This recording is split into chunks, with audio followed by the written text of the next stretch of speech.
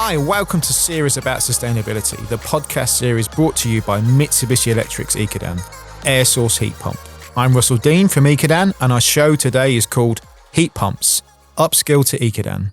My guests are George Clarke, architect and Ecodan ambassador, Will Allanson, deputy principal at Harlow College, and my long-term colleague, Lance Hitchins, people and training manager here at Mitsubishi Electric. Welcome, everyone. Thanks for having us. So, today, we're talking about upskilling people. We're talking about engineering resource that we've got out there. There's a massive transition with the low carbon agenda and sustainability.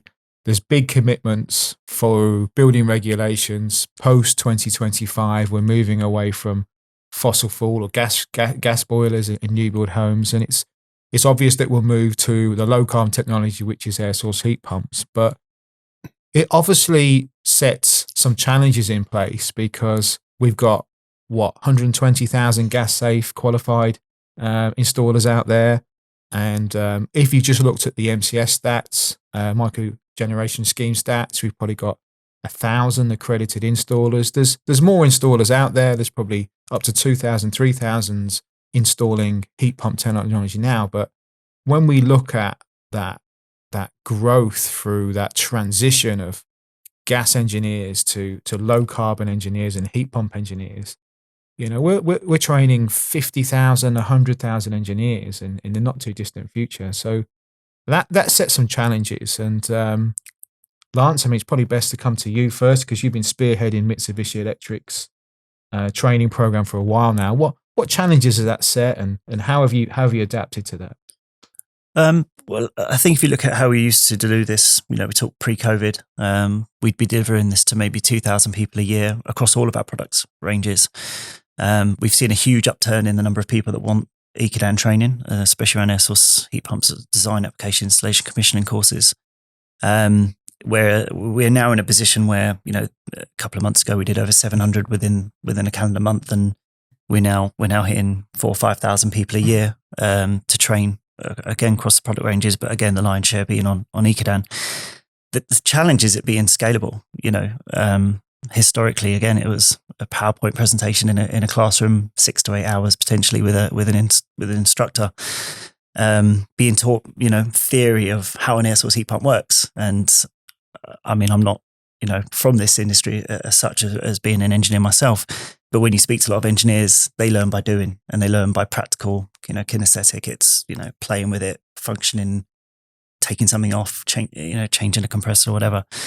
And what we found is that, we can teach them the basics through our blended learning programs, but bring them in-house to do hands-on facilitated learning, which we only launched in March this year, but has already proven to be really, really successful.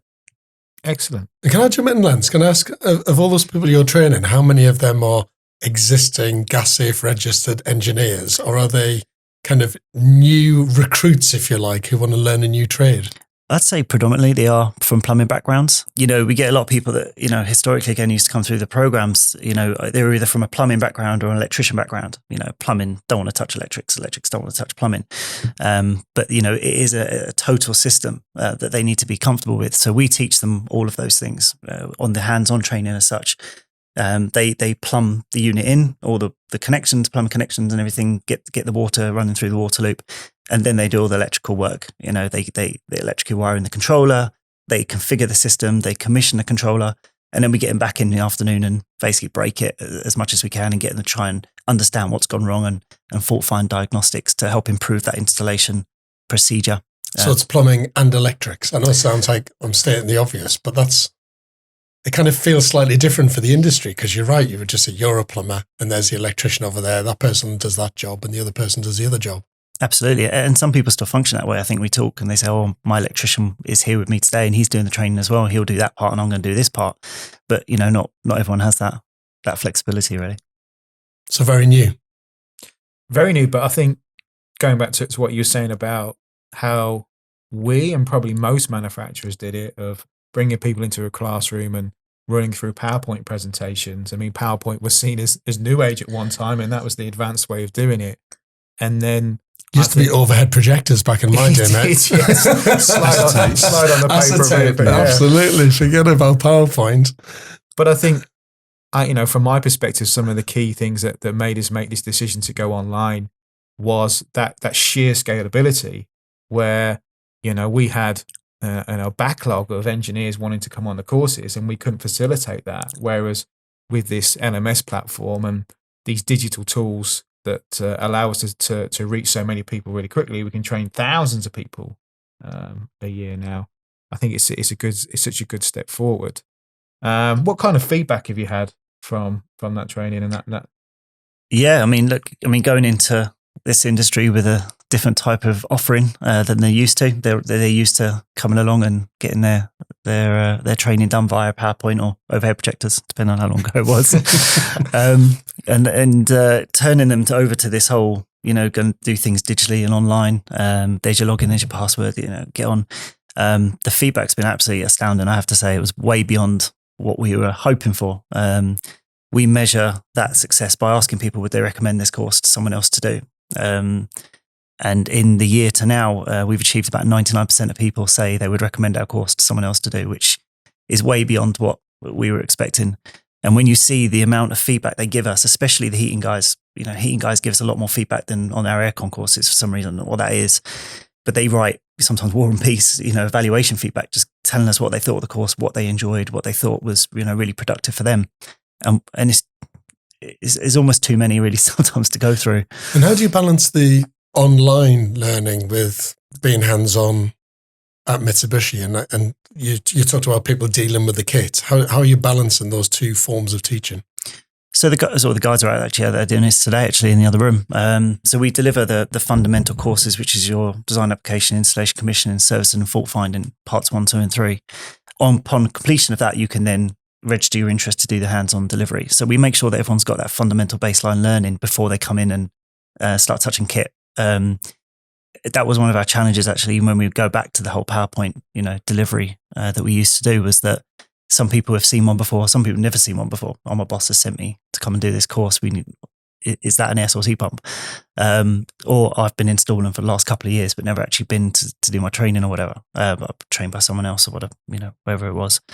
So we make sure that everyone that comes in is just ready to go in the morning. They've done their briefing. We don't need to teach them the basics because we've got their learning logs. We know how they've performed in their blended learning. Cool. It's getting the most out of people's time, isn't it? When we have their time here, we want them to have the most benefit. But I think historically as well, you might have a firm that has 30 engineers and they've won a contract to install 1,000 heat pumps, and they send 2 engineers on the training, and that engineers have then got the responsibility to pass on what they learned through the PowerPoint to the other 28 engineers, whereas what we can do is open it up to all 30 engineers. And maybe there are some key technical people that come on the in-depth training, but we're able to get across so much with that LMS and to reach those. And just touching on that, something that's really important is the amount of time they're going to spend with us worth their time? You take a day away from work from a contractor, that's a day unpaid. They don't get paid sick pay or leave or anything like that, especially the smaller companies. So we have to make that time with us is effective. Hence the blended learning has been so well received, I think, because they can do it from home, do it in their own time, do it in their offices, and then attend a 2-hour virtual workshop, which they could potentially take a break and continue working the rest of that day. Mm-hmm. So I think that's part of the good news story. And when we talk about sustainability, all those traveled CO2 miles that people aren't doing, it has been a massive impact. And I think we were talking before about sheets of paper not being printed, and we calculated we haven't printed around 800,000 sheets of paper in the last 18 months, which is again a massive impact. Do you get a little bit of resistance though about contractors not wanting to take a day off work to come and be retrained in something? Because you were saying you've got to make it worth their while for them to come in and actually learn that. Do you get a bit of resistance from business thinking, well, is it really worth it? Well, for the first time last year, we launched Upskill to Ecodan, which was a program designed at people who had previously been trained on older systems. We're now 6th iteration of this product, and things change. If you've been trained 5-6 years ago on an older version, but what's the benefit for me to come in and be reskilled? So we delivered that as an online program so that you could sign up and do reskilling programs. And we want to create that continuous learning. So whether or not we get resistance or whether or not we just don't see those people for some time, we need to encourage the behavior that they come back to us on a regular basis. I think there's fear as well in the installation resource that's out there, is that this is it's a transitional move from one technology to other, whether you're the installer, whether you're the house builder, the social housing provider, the homeowner. There's that fear of, well, this is different because, historically applying a gas boiler that was 30 kilowatts, you couldn't really get it wrong because it was such a big heat source on a property that had a heat loss of 8 kilowatts. It was always going to heat the property, and you wouldn't really notice whether it was inefficient or inefficient. And now we're engineering that solution so that if you have got an 8 kilowatt heat loss, you're getting an 8 kilowatt system, and it's going to fight its hardest to operate its most efficient. You got to get quite a few things right along that process. So there was certainly a lot of fear, and that's what we've kind of embraced with the training to get those engineers through that. Absolutely. So Will, on the college front, on the education with students and the next generation of engineers coming through, have you started to see people engaging more with sustainability? And so we certainly have young people asking those questions at interview when we go out to schools. We do outreach stuff at schools.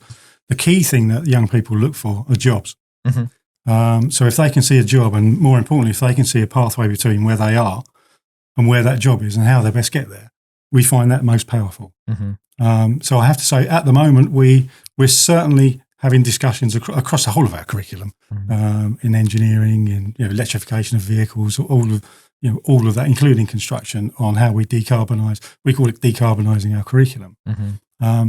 But it's key that it's led from jobs. As I think I was saying earlier, I said I've been battling with my plumbing department for the last 18 months that they're telling me we need a gas centre. Which I've been completely resistant as carbon reduction lead for the college to get us to net zero by 2050. I've been kind of putting a block on it. But the truth of the matter is, we've got young apprentices that need to progress onto their level 3 qualifications. They need to become gas engineers, and so we need the gas centre. What I've said is that if we're going to do that, we're going to absolutely put in sustainable energy systems as well. So we're currently looking at putting in a sustainable energy system to include things like air source heat pumps, electrical energy storage systems, PV, all of that type of thing. The challenge, I think, is that the current challenge that we're having is, one, having the employers that engage with us actually wanting to engage with those skills as well. And you touched on it. It's we work with a lot of plumbers and gas engineers that have probably almost got a vested interest because that's where their skill sets are, that's where their business is. Mm-hmm. But it's how we kind of assist them to shift that. And I think, with the new housing stock, with retrofit being absolutely massive, those opportunities will come up. Mm-hmm. We're in a really good position really to be able to communicate that to young people.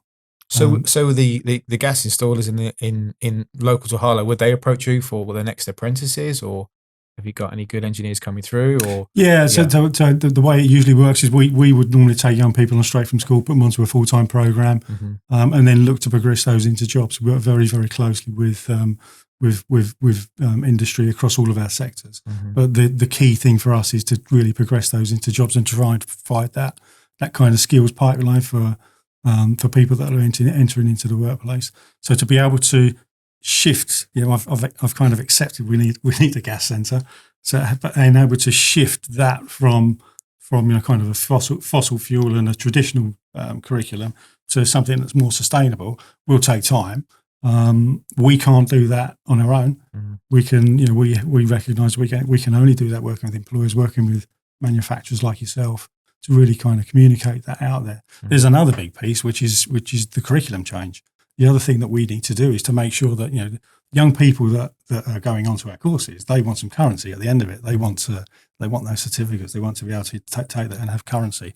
What we need to do is to work with the awarding organisations, with the sector leads, on making sure that this is getting into the curriculum. Mm-hmm. And I know that's something that George has done a lot of. We've worked on previously in other areas. Yeah, I mean, I know Will pretty well because Moby, my educational charity for home design and innovation, we launched that first at Harlow College, I think at that level, which was amazing. I was kind of really excited about it, but we also knew how difficult it was going to be because in some ways we had a course that was very innovative, and you could argue it was beyond where the industry was at. And I think the point that Will's making is that at the end of the day, when someone goes to a college and they've got a couple of years to learn a course, whether it's a BTEC course or whatever it might be, they want a job at the end of it.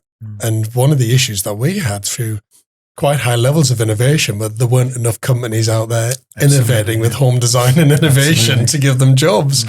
And it was the thing that we wanted a large cohort of students to come through. But in a sense, we would have failed, if you like, as an educator by educating them in something that they couldn't get a job for. Chicken and egg. Well, it's part of the transitional phase that I think the entire low carbon or zero carbon economy is going through. We know what we want to be doing. I think Will's just made a great point that, he's very reluctantly, I suppose, back down that you've got to build a gas training centre, for gas engineers. Of course, we still need gas engineers. We've got 20 odd million houses across Britain, and a lot of them have still got gas boilers in them. And until legislation changes, or the mindset of homeowners change, or the mindset of landlords change, because there's a lot of rented accommodation out there that's got gas boilers in, people are going to replace them with new gas boilers, and they need to be good, and they need to be efficient, and they need to be safe. And it's only when there's a bigger seismic shift, I think, particularly with existing housing stock, or if legislation comes in by government to say, do you know what, you all have to get rid of your gas boilers, even in an existing building. It's going to take that shift for us to no longer require the number of gas engineers that the industry needs. And I think that's why it's a very tricky transition you can compare it with other industries like the car industry. We still need, I would say, conventional car mechanics to work on the combustion engine, because we still have a lot of cars out there that have got combustion engines. And even when they're phased out, there's still going to be a number of them around for a number of years. So I think for as long as we're in that transitional phase, and it sounds like a horrible phrase to use, we're going to need lots of different skills, some that are more conventional and some that are very, very innovative. You're absolutely right. Yeah. When you talk about construction, it's quite a traditional industry in some ways. When you talk about building construction of housing, you're talking about people laying foundations, digging trenches, laying foundations, predominantly building brick or block walls, getting joiners to come and put roof trusses on and rafters on. And you'll still see that with all the big house builders across Britain, and they're the big employers. They're huge employers. At the same time, we've got off-site manufacturing happening with housing. It's taken a big shift for the industry to step in to do that with massive risks. And it's worked in some areas and it's not worked in others. I was part of a modular house building company that we thought was going to change the world, and it didn't, unfortunately, because it needed a huge amount of capital investment to do that. And I think when you look at the car industry, let's face it, there's just a couple of super big players who are fully electric making it happen. And that's taken a staggering amount of investment to get there. But they're also making a global product. They can sell that same product in virtually any country across the world. You can't compare housing with cars because, when it comes to construction, you've got different styles of housing, different types needed in different regions with different planning authorities, with different levels of density. It's just not a one-size-fits-all at all. And I think that's where the education system is probably going to change across the country. You might have kind of regional differences in terms of delivery of educational programs on housing and the technology that's in housing because of different levels of demand. You're going to have some areas of the country where retrofit is an absolute priority. I agree. And other areas of the country where new build is an absolute priority and retrofit's maybe not quite as important. For me, all of it's important. But coming back to Will's point, different regions will have a different level of jobs requirement for that. There'll be certain regions that say we need more of this type of job for housing. We need more of this sort of technology. I mean, the good thing about an Ecodan air source heat pump is it's a fantastic bit of kit that when it's designed properly and the system's designed properly, that is a bit like a Tesla car. It should be able to work anywhere on any house, as long as that house meets the requirements of the Ecodan kit. Because we know, I keep banging on all the time about retrofits, and it's quite hard for us to put an Ecodan air source heat pump under some old housing stock because it's not insulated properly, or it's too drafty and it's got single glazing. And we know that the system, as brilliant as it is, might not be able to heat the house like a conventional gas boiler would. And I think all of that comes back to education. That's from government policy to housing, to forms of construction, to the old housing stock, to new build and retrofit, to regional differences and regional job opportunities. It's a tough balance, I think, for the education system to get right. It is, but it's. I think the certainly the network that I'm in, which is a national network of college providers, are certainly up for that challenge. We're being asked by government, and the sector, I see, is responding to the fact of looking at it's not just courses for courses' sake. I think the sector was we used to be open to right criticism. I think that if enough people turn up at a door and wanted a particular course, we'd run it. But there's a massive so what factor for that. So how's that helping the economy? So what our sector is currently being driven to do, and we are doing, is looking at what are the local priorities for your area? What are the local skills needs? Where are the significant skills challenges, and how a college is responding to that? Mm-hmm. We can only do that by working with the sectors themselves and the employers themselves, and in this case, manufacturers and people with the technology. I think industry's seen the opportunity though, because sustainability is the right thing to do. We know where we're going. We've seen the plan, we've seen the end goal, carbon net zero by 2050, 2045, 2030 in different countries. But it's looking at that as a challenge, but in that challenge is the opportunity, and it's the opportunity for industry. And I couldn't agree more. But then, so when the legislation was brought in that you couldn't use a gas boiler on a new build house after 2025. New build house, when it's built now, needs to use cleaner, greener technology and not have a gas boiler in there.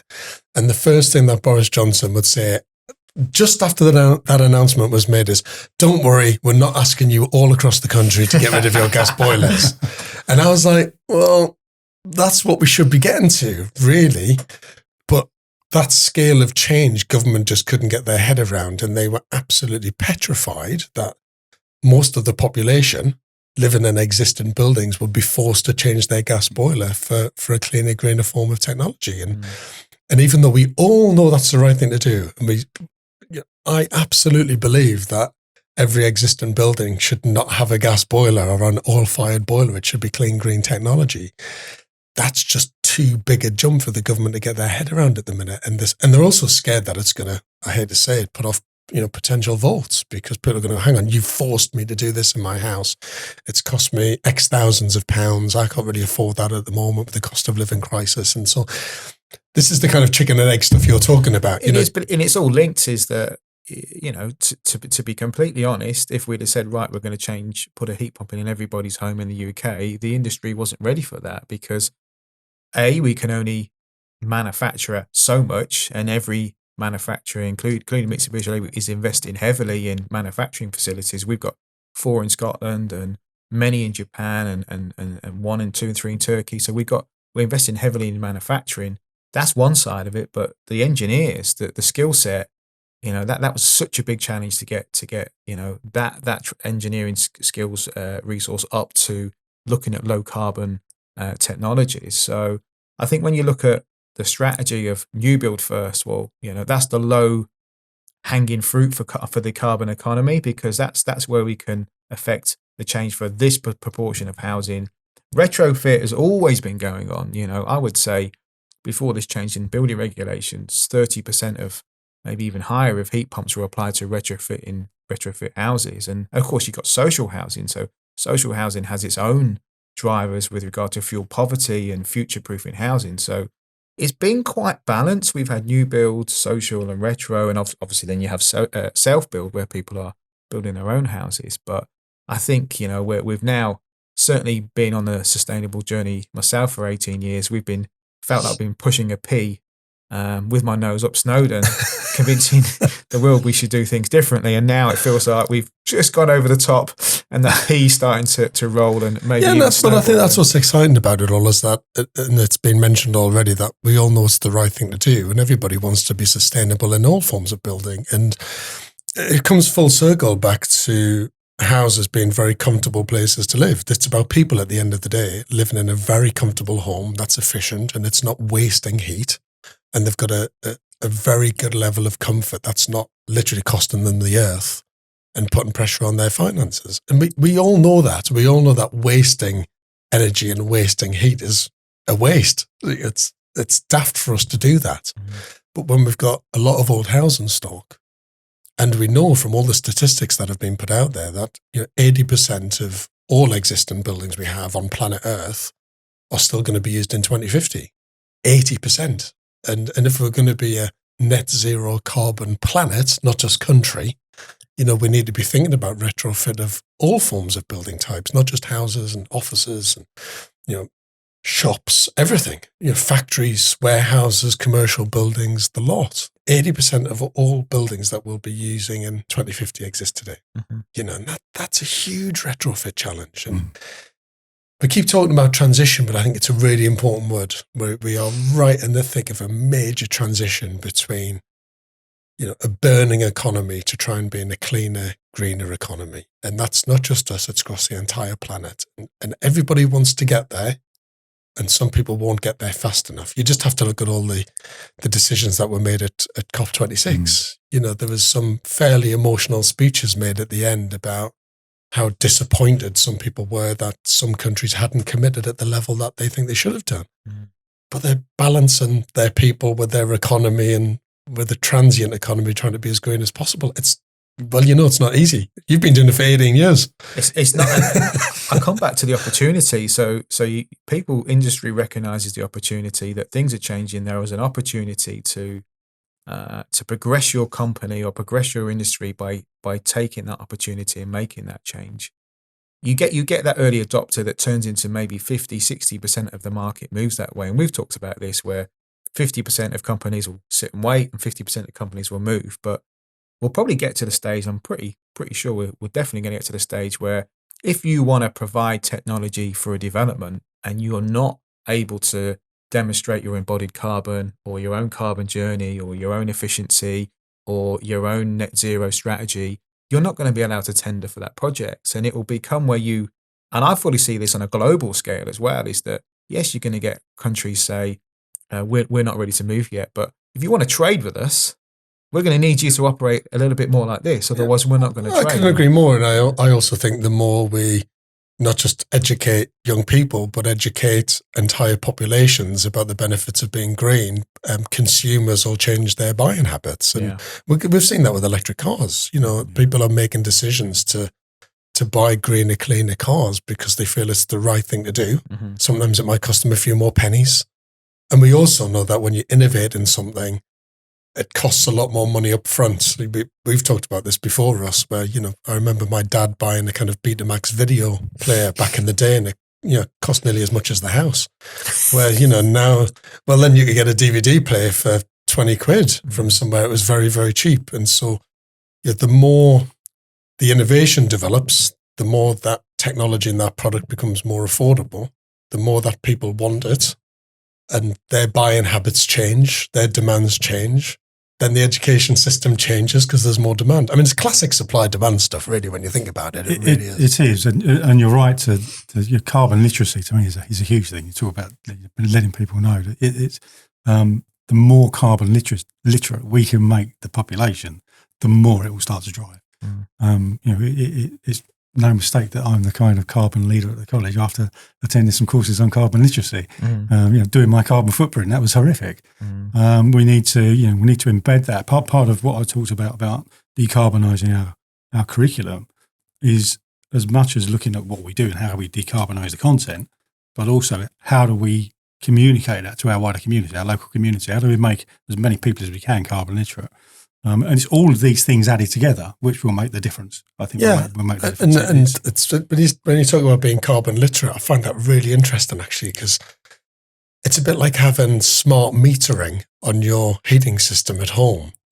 So many people still don't have them. And my mum's got one. And it's amazing, actually, that when you go in and look at it, and she knows exactly what she's spending per day. My God, that's made her change the way she operates the thermostat and the controls on her heating system at home, because she has become not just carbon literate, but also kind of more cost literate about how she's using something.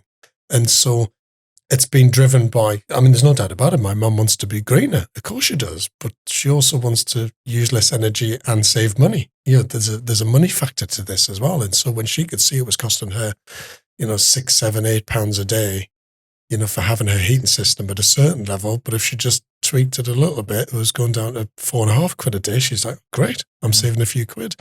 And I think with the cost of living crisis and certainly with the energy crisis we're happening, I mean, it is quite a scary time for people out there at the minute. I mean, the thought of having your energy bills go from £1,800 a year, £2,000 a year to being 3,500 or 3,800 and then possibly even 6,000. I mean, that is frightening. When you think that the average state pension is just over, I think it's £9,500 or something like that. And 6 of that could go on your energy bills. That is a frightening time. So I think it's that lovely phrase, I think, about being carbon literate. I love that. It's fantastic about not just educating young people, but educating the nation, if you like, about the differences they can make, increasing their levels of comfort in their home, which I think is really, really important. It's still bonkers how drafty a lot of our houses are. It's mad when I go into certain houses, I'm like, how can I still feel a draft in a house that was built, even if it was built in 1980? 1980, the housing should have still been pretty decent, with decent insulation standards, and not great, by the way, but, certainly better than it was in the 60s. And I go in and you think, some substandard double glazing's been fitted, which has been cheap and nasty and hardly even worth changing from the single glazing because the seals weren't good enough. And you think, that's just a bad investment. That's a bad decision. Sometimes it's like organizations being seen to do the right thing rather than actually doing the right thing. They've put in a cheap, low-cost product to be seen to do the right thing, to be more environmentally friendly in a building, and it's not. That comes back to design. That comes back to what me and you have talked about a lot, Russ, about being honest. I think organizations being very, very honest about how green they can be or how green they can't be, how green a product can be. As you know, an Ecodan system doesn't work for all building types. It just doesn't. It's just not going to, that building has to change for the Ecodan system to be able to support it. So I think all of that comes full circle about honesty, educating everybody from top to bottom, Absolutely. From grandparents all the way down to young kids and making them more carbon literate. I'm going to steal that phrase from you, by the way. Well, I love that. Well, carbon literacy, it sounds fantastic, doesn't it? It means that you're kind of reading it, you're talking about it, you're and it is. It really is. It's having gone on, the program that I looked at. It was there was so much. I thought I knew about climate change and the causes of climate change and all the things that surround it. I finished it. It was a couple of days. It was only a couple of days. I finished that knowing there was so much I didn't know and so much I misunderstood. And that's you being educated or re-educated. That's me being. And you're a teacher. and I'm the carbon reduction lead for the college. So. But that's brilliant, isn't it? I mean, that's a great example of you going, hang on, I think I know. And then you've realised that you didn't really know. Absolutely. Yeah. And you must have come out a different person after a 2-day course. Yeah, I mean, I'm not prepared to go and stick my hands to the road and stuff like that and stop people from driving. But absolutely, it's fundamentally changed the way I think, fundamentally changed some of the things that I do. I'm driven now to make sure that the college does meet its targets across all of the areas that we operate, which is not a small task, given that we're 2 campuses, 14, 15 buildings. Across the whole operation. But I think it's obviously it's giving you that bigger purpose behind what you were doing. You're obviously very passionate about education, but then along comes the carbon. I think the changing point was when I was told that my carbon footprint was equal to 2 savannah elephants annually. So there's something it didn't even look like, it was just a weight of. But then you're kind of driven to do something about it. But you understand where you are at that specific point in time, and then you can make the changes necessary, don't you? And I think that you're right, that carbon literacy is, first of all, it's understanding where we are right now as a company, as an industry, as a planet, as a country, as an individual, and then what those steps are going forward. Yeah, and I know I keep banging on about it, but I do think we're in a massive transitional phase. I think we all, you've mentioned it, Russ, we know what we need to be doing. Quite often we know how to do it. Actually, a lot of us do. But it's about everybody going along through that process to make it work. Now that means education, it means balancing the economy, it means jobs, everything, supply chains. It affects so many parts of what we do. But I think when the phrase is used about being a green economy, that's kind of massive in some ways. That's a big thing to say. We can all say, oh yeah, we want to be part of a green economy. but trying to balance ecology and the economy together at the same time, when the systems we now have aren't designed to be super green, that's a tough period. And I think we're in that. I agree. And I think there is a danger that you look at it and you think this is just too big. We need to just put this in a too difficult box and go away from it. But I think you have to remain optimistic. And I think you're right, Russ. We've got some great opportunities. We've got technology there. We've got opportunities that are there, and we need to kind of capitalise on that. Not stepping back and completely staying blind to the bigger picture, but concentrate on what we can do, and over time that will shift. But I think the more of us get that purpose behind us, of that bigger purpose, the more weight you add to it, and why are you doing it? It's certainly education is key. I left my daughter this morning, 8 years old. What are you doing today? I'm doing some podcasts and some YouTube, which she thinks I'm on the telly, but and it's about, it's important for me to say to her, I'm doing my bit. I'm going to make this difference myself. I think I can do this bit, and that's that bigger purpose behind it. I will always say to people that join Mitsubishi Electric, and they could be graduates, they could be, quite experienced people. And I'll have to say, how are you going to engage with the industry, with the public about our technology? And they'll always say, I'm going to tell them it's the right thing to do, and you must do the right thing, and you must change, and you must do this. And I'll say, that is not our place to say that. Our place is, yes, to educate, but we educate on the benefits. But also we have to create commercial arguments about why this technology is good. This technology is good because it's moving energy from one place to the other. This technology is good because it's going to save running costs against this. This energy allows us to not only to move that energy, but to use that energy elsewhere. And looking at, even looking at a house builder, this technology will help you build houses for less because you're not bringing a gas pipeline into that housing thingy. This technology is good because it reduced energy costs to a social housing tenant. So people see the opportunity in doing the right thing. Absolutely. There's no doubt about it. But it's been a battle for lots of different people and lots of forms of industries. Jamie Oliver tried to change school dinners back in the day. And there was parents literally handing burgers through the fences to their kids at school, saying, have yourself a burger because he's feeding you fancy stuff, and I'm not saying it's like that for the house building industry, but it's, passing a gas boiler through the... that's a bit extreme. And that's why I'm saying you can't really compare everything, but that's an example really, I think, of education and systemic change. And okay, not saying it's the right thing to do, but actually proving to people that it's a benefit to them and their way of life, and hopefully making their life more comfortable and prolonging their life when it comes to things like your diet. I think the right thing to do is laced on top of that. This is the commercial argument why I think we should make this decision. This is the ethical piece of why that is right. We've come up with a really good piece of engineering here, and it's the right thing to do, and it kind of locks in together.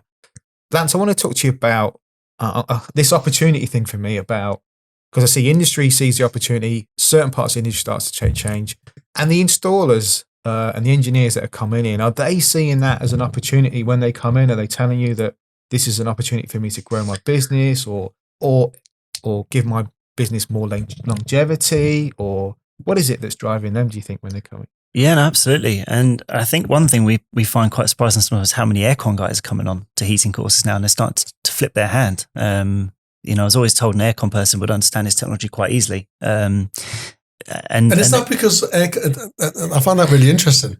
So when we talked a bit earlier, it was about kind of electricians over here and plumbers over there, but aircon's always been both. Doesn't it really? It's kind of connected. It's probably a bit more electrics, but there's a bit of a connection there. I'd probably start at the start of the journey when we had this technology for a long, long time, and an air conditioning unit is an outdoor unit, condensing unit, and an indoor unit, and it's refrigerant pipes into the building. Yeah. And we could have had that same technology with the heat pump or the Ecodan. So you could have had outdoor unit, refrigerant pipes into the building, exchange the heat from the refrigerant to water, and then water into the house.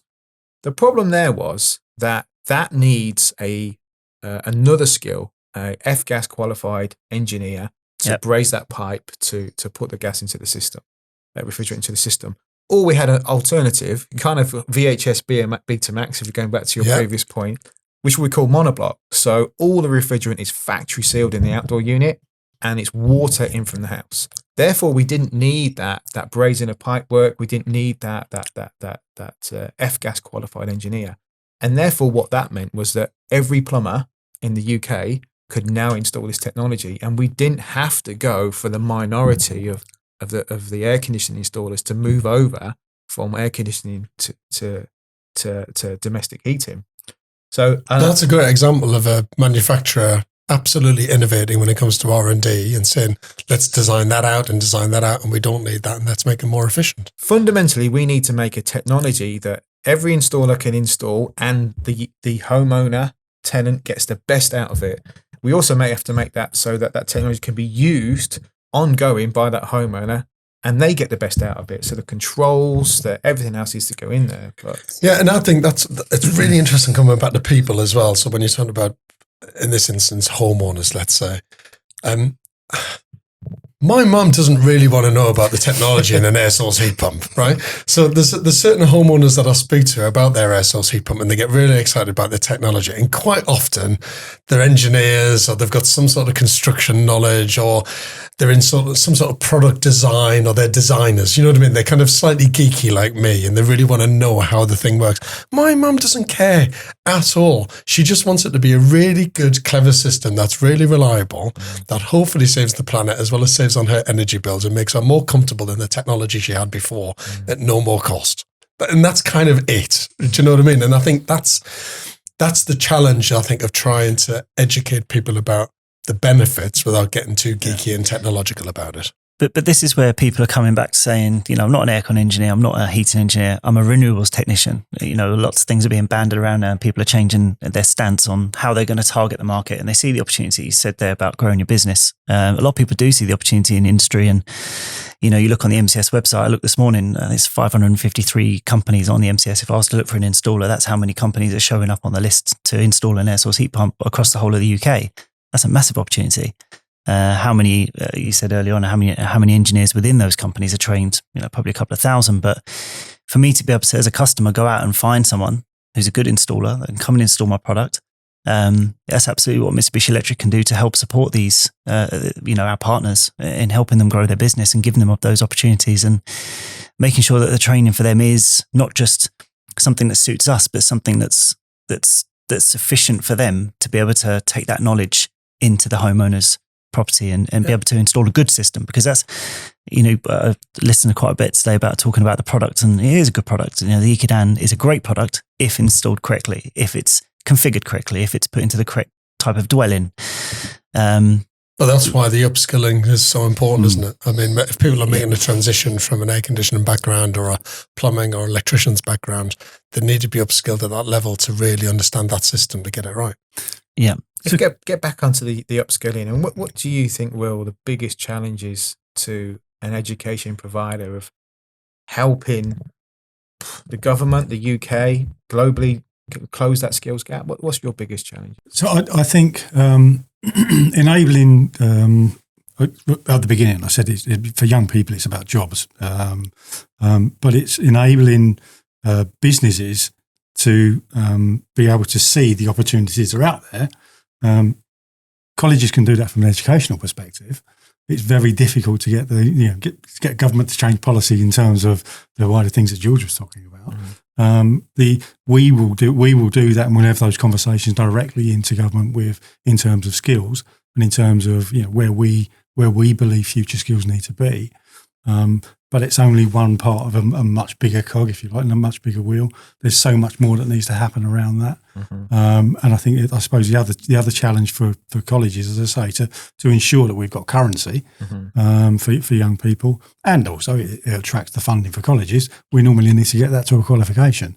Now, the awarding organisations are quite a long way off at the moment of changing their curriculum. And that, as George will know, that's not an easy, quick solution. Maybe you should start upskilling politicians, mate. That would be a challenge.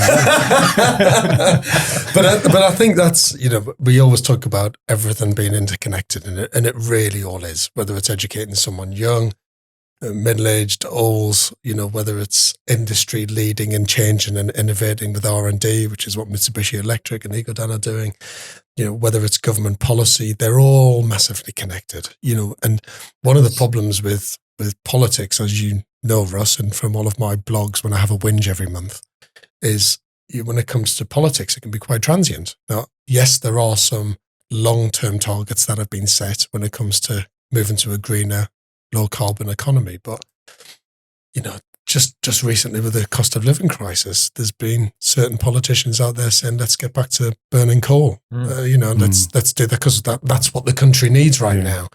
And that's a little bit like, some of the house builders saying, well, I just need more bricklayers and I need more plasterers or I need more gas engineers, and we might know as innovators or educators that there's a different way of doing it, but it's a fine balance about how you manage that through a process of transition. I think that's the toughest thing that we're dealing with. Look, we're in a world now where influencers are pretty big. You only have to go on any social media platform to find someone that will tell you, what about renewable technology? I saw one last night, TikTok, telling you to go and buy thermostat rings for your radiators. You can turn them off in the rooms you don't use heat. I mean, I just thought that was a kind of common sense thing, really. If you don't use that room, don't heat it. And unfortunately, there are people out in the industry, or not in our industry as such, but who are trying to influence the decisions that people would make within renewable technology. So whether or not it's, air source heat pumps don't work, this is not the right thing to do, let's go and burn coal because that's, like you say, that's the thing we need now, that's the best thing to go and do because it's the easy thing to do. Let's be honest, that's pretty much what it is. I think we just always need to be conscious, and that's probably one of the biggest challenges that we face as a training body or train but as part of the training agenda is, to combat sometimes those negative things that people are being told. We get it all the time. People come on the training and they get told, oh, we're told that this doesn't do that and that doesn't work and whatnot. It's like, well, that's where have you heard that? Oh, I read it online. Well, where did you read that? It's just about making sure that they use the information, and I'm sure you see it from a college perspective as well. Is that they're using the information that they're given, which is actually validated and well, that's accurate. Yeah, absolutely, and that's I suppose we're being educated in many different forms, or not educated in many different forms, depending on your point of view. There's education, there's news, and there's news, isn't there? Yeah, so, exactly. But I mean, it even when you go back to things that I used to be involved in right back in the day, just about people bleeding their radiators, and people are like, what do you mean bleed my radiators? And you're like, well, there's some air in there and you need to bleed it and get it out because if you fuel your radiator there, it's going to be cold and here it's going to be hot. And that was like a whole educational program just about people, maintaining their existing system, however it was heated, so I mean, we keep saying upskilling, but it is education. I mean, it really is. It is, and coming back to what Russell said, to answer it in a better way, probably, I suppose, thinking about it, probably the biggest immediate challenge that we've got as colleges is, by our inherent nature, particularly in our kind of engineering areas, we're full of highly skilled people, but they've been out of industry. Some of them have been out of industry for a long time. And, I've got an ageing workforce. I know the industry's got an ageing workforce. So I suppose the biggest challenge is for us is to make sure that the skills of our educators and our lecturers and our teachers are current, and we continue to do that and get it current. But we need to recruit into the sector as well. And the challenge is that colleges find it very difficult to compete with it. I don't know how much the engineers that come to see you earn, but it's significantly more than what we can probably pay them. And we have that across many of the areas, but that's one, and part of it is, we're trying to grow our own. We're trying to take on apprentices ourselves, put them into industry in the hope that we can get some back in to teach. But I suppose the biggest challenge at the moment, I think, is making sure that we've got current skills within our workforce to be able to train young people of the future. And I suppose that's where I think we would value even stronger tie-ups with people like yourself to be able to do that, because we recognise without links with people like Mitsubishi, we just can't do that. I'll come back to that again in a sec, but I think for what I'm taking from there is everything needs to move at the same pace, doesn't it? There can't be a lag where industry moves forward and education falls behind. Where let's just say we've agreed a certain target, industries recognise that target, seen the opportunity, started to make the changes, but then education is that lag. And that probably draws us on to that point of how could a company like Mitsubishi Electric and a college work better together to make sure there isn't that lag. Yeah, I think close working partnership, ongoing dialogue. If we can, for me, it's all about if I can get my engineers understanding your technology, understanding your products, then we can get them into a centre. We can get them training those on training young people and new entrants on that activity. But just touching on what you said there, it's all well and good finding people with the recognised backgrounds. I've been an engineer for X amount of years. I've installed heat systems, this and the other. But then you've got that flip side of being able to then teach people how to do that. And the teaching skill is not always there. So we call it dual professionals. We're an organisation that's full of dual professionals, and I just wish the government would recognise that we've got engineers that are actually qualified as teachers. It's another profession.